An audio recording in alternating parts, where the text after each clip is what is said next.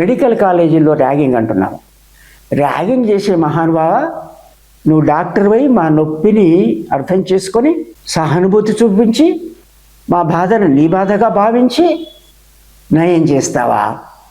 ఇప్పుడు జూనియర్ అని చెప్పి నీకంటే తర్వాత ఎన్నో కష్టాలు పడి కాలేజీలో అడ్మిషన్ సంపాదించుకోవడం ఎంత కష్టం, వాళ్ళు అక్కడ రాకుండా చేసి వాళ్ళను అనేక రకమైనటువంటి కష్టాలకు గురి చేసి నువ్వు రేపు డాక్టర్ అయిన తర్వాత మాకేం చేస్తావు అని మనం అడుగుతున్నాం కదా.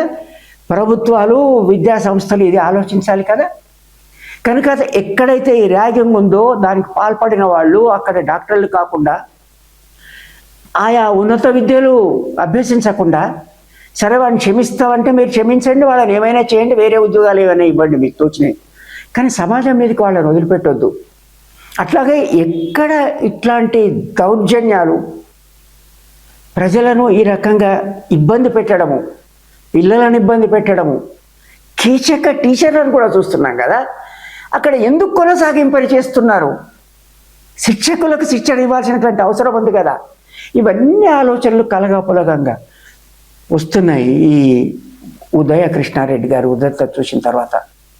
మరి మనందరం ఇట్లా ఆలోచిస్తున్నామంటే మనం ఎన్నుకున్న మన ప్రభుత్వాలు, మన ప్రజాస్వామ్యంలో వారు ఆలోచించి ఇట్లాంటివి జరగకుండా దీనికోసం మీరేం అదనపు పెట్టుబడులు పెట్టాల్సిన పని లేదే. సరైన డాక్టర్లుగా రూపొందించగలిసిన సంఖ్య మన దేశంలో కరువైందా? వీళ్ళు కొద్దిమందే కదా. నేను ఎక్కడ వీళ్ళు డాక్టర్లు, మెడికోసు, పోలీస్ ఆఫీసర్లు చెప్తే అందరు చేస్తున్నారని చెప్పడం లేదు. అది ప్రత్యేకించి నేను చెప్పాల్సినటువంటి పని లేదు. ఎవరు భుజాలు తడుకోవాల్సినటువంటి పని లేదు.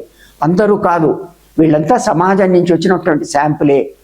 దాంట్లో దుర్మార్గుల శాతం ఎంత ఉంటుంది మొత్తం సమాజంలో ఉన్నట్టుగానే.